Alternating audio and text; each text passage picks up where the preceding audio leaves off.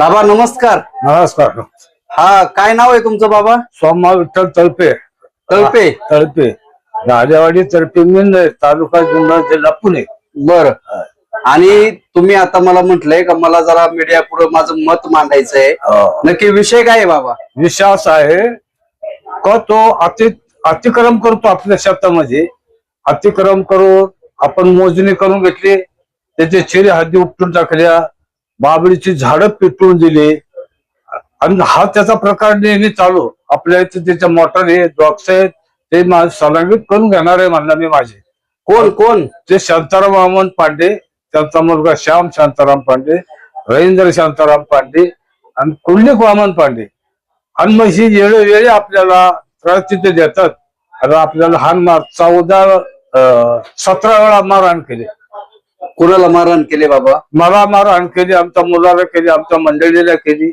आणि अशा येऊन त्यांनी येण्याच्या वेळी ते आपल्याला त्रास देत. तुमचा काय जमिनीचा वाद आहे का? काही जमिनीचा वाद नाही, मोजणी करून घेतली, त्याचा काही संबंध नाही. त्याच्यात काय घेणं देणं नाही. आपण मोजणी केली, चिरे उपटून काढली, त्याच्यात काय त्याची संबंध नसताना त्यांनी मोजणी करायची होती एवढ्या दिवसामध्ये.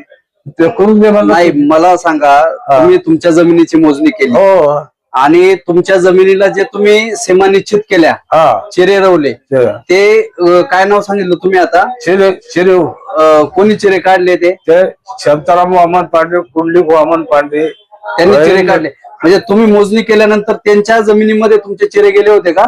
चिरे नव्हते गेले, जागजागी गेले होते त्या जमिनीमध्ये. म्हणजे त्यांची ते जे आता वहिवाट आहे त्यांचा तिथे, त्या ठिकाणापर्यंत तुमच्या सीमा निश्चित झाल्यात का जमिनीच्या? झालं असेल, निसर्गाकडून झाले होते त्या काढून टाकले. अच्छा, म्हणजे तुमची जमीन मोजत असताना त्यांचा जिथं आता वहिवाट आहे तिथपर्यंत तुमची जमीन भरते, बरोबर ना? हा बरोबर. हा. आणि म्हणून त्यांनी ते चिरे काढले का? हा. मग तुम्ही पुढे काय काय केलं? पुढं मग त्याच्यावर पुष्कळ तक्रार दिल्या पोलीस स्टेशनला. पोलीस स्टेशनला, तहसीलला. तहसीलला सुद्धा भरपूर पत्र व्यवहार केले त्यांनी पोलीसला. पण पोलीस काही करू शकत नाही त्याला. पोलिसांची तोंड बंद झाले, त्याला काय झाले काय कळत नाही तोंडात. नाही मग तुम्ही तहसीलदारांना त्याचं काही हे लावलं होतं? दावा दाखल आहे तुमचा? नाही, दावा नाही दाखल केला त्याच्यावर. आता हे फौजदारी चालू आहे त्याच्यावर. गावकऱ्यांनी सांगितलं का तू मोजणी करून घे, तो करत नाही त्याची. अच्छा, त्यांच्या मोजणीला सांगून सुद्धा ते जमिनीची त्यांच्या मोजणी करत नाही. आणि त्यांनी सांगितलं त्याला तुझी करून मोजणी करून घे. हे सांगितलं का तुझी मोजणी करून घे, काय असेल माझ्याकडे तू काढून घे, मी त्याला हरकत करणार. तो विनाकारण आपल्याला येऊन धमका देतो, मारहाणी करतो, आपल्या शेतातून वागतो आणि आपल्याला त्रभाव करतो. आपल्या पाणी पाईपलाईन त्याच्या आपल्या उघड्यावर आहेत. तुला गावात ठेवायचं नाही, तुला देणार नाही, तुला करू खून करू, आणि अशा त्यांनी भाषा वापरतो. आता अजून ती सगळे बायका पोरा ती सगळी आपल्या अंगावर जवळ 15 ते 16 कुटुंबाचा घर येते. तेवढी आपल्या अंगावर आहे. किती 15-16 काय कुटुंबात त्यांच्या माणसं आहे सगळी. अच्छा, त्यांच्या कुटुंबात तेवढी माणसं आहेत, एकत्र परिवार आहे त्यांचा 15-16 जणांचा. आणि ते सर्वजण तुमच्या आपल्या हे करतायत, अंगावर येतात तुमच्या अंगावर. तुमचं वय किती आहे? माझं वय आता 75-76 आहे आता. बरं. आणि तुमच्या मुलाचं वय? मुलाचा आता त्याचा असं 30-35 असेल. अच्छा. आणि ते समोरचे काय पांडे, काय नाव सांगितलं तुम्ही? शांताराम. त्यांचं काय वय आहे? त्यांचं त्याच्या असेल 50-60 असेल. शांताराम तुमच्या वयाचेच ग्रस्त आहेत ते? आपल्या वयाचं असणार. बरं. आणि त्यांची मुलं आहेत त्यांचे. आता त्यांच्या वया किती नेमकं सगळ्या सांगता येणार ना आपलं. बरं. आणि मग तहसीलदारांना तुम्ही जे अर्ज दिले त्याच्यावरती तहसीलदार साहेबांचं काय मत आहे? नाही, त्यांनी तहसीलदारांनी हा अतिक्रम करतोय म्हणून त्याला तुम्ही कारवाई करा सांगतो तहसीलदार. तरी ते काय कारवाई करत नाही. पोलीस डिपार्टमेंट तो कारवाई करत नाही. पोलीस तर त्याला कारणीभूत असतील तर पोलीसच कारणीभूत आहे. त्यांना शिकवतात काहीतरी खोटं शिका.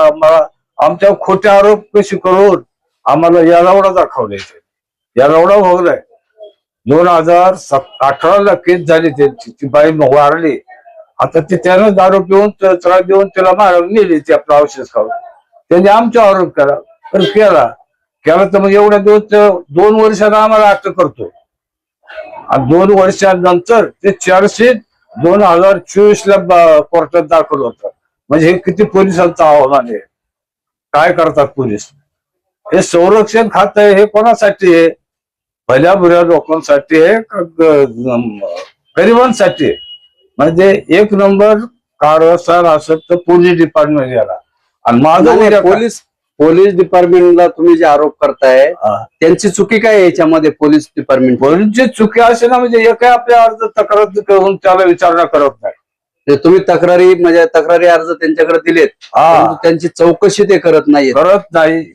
5 दिवस उपोषण केलं आणि त्यांचा अधिकारी उपोषण पण केलं तुम्ही? उपोषण 4-5 उपोषण करीत नाही. त्या जमिनीच्या संदर्भात उपोषण केलं? जमिनीच्या संदर्भात, मारहाणीच्या संदर्भामध्ये त्याला उपोषण करून द्या. त्यावेळेला म्हणायचं मी काही करणार नाही. आता मी हात जोडून लोकांच्या पाया पडलाय, विनंती करतो त्या संगती पहिली काही तुम्ही जाऊन देत नाही. घरी गेला का लगेच सुरुवात करतोय त्याच दिवसाला. इथं तुम्ही आपल्या वेळात उपोषण केलं नाही काहीच. तुम्ही होते त्या वेळाला तिथं उपोषण सोडलं. मी घरी गेलो तिथं शाळेपाशी गेलो, त्याला माझ्या टाकला मान. म्हणजे उपोषण सोडल्यानंतर घरी गेल्यानंतर परत तुमच्यावर त्यांनी दगड मारला. बर, मग आता तुमचं काय मत आहे? आता काय करायचंय नक्की? आता काय मत म्हणजे हे 4 पोलीस आरोपी गेले त्यांचे, त्याला आणि ह्या कुटुंबाला अटक झाली पाहिजे. हे सस्पेंड पोलीस झाले पाहिजेत. आणि हा माझा आता उद्देश आहे. एक म्हणायचंय, तुम्ही दोघं एकाच गावचे ना? आणि शेजारी जमिनी. मग तुमचं शेजारी जमिनी एका गावचे, मग एकत्र बसून गाव पातळीवरती सामोपचाराने भांडण मिटत नाही का? नाही, कंटाळे गाव म्हटलं तुझ्या सगळं करून काही झालेलं नाही. हा बांधणार तेवढं पुरतं लगेच चालू करणार. म्हणजे हा 17 वेळा मारखाना केल्यात, 5 वेळा उपोषण केल्यात, त्याच्यात काहीतरी मिटावलं असेल ना, कोणीतरी सांगितलं असेल का नाही, तेव्हा सुटला असेल ना.